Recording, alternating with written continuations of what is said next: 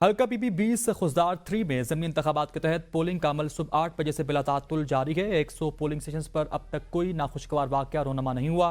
Deputy commissioner Khuzdar Arif जरकून और SSP Khuzdar मुख्तलिफ polling station का दौरा करके सिक्योरिटी के इंतजाम का खुद जायजा भी ले रखे गए। मजमूई तौर पर टर्न आउट का काफ़ी बेहतर है। मज़ीद जानते हैं पोलिंग पर मौजूद अपने नुमाइंदे गुलाम मुर्तज़ा से। जी, खुजदार 3 PB20 में इस वक्त इलेक्शन का सिलसिला जारी है और यहाँ पे मैं एक पोलिंग स्टेशन पर मौजूद हूँ।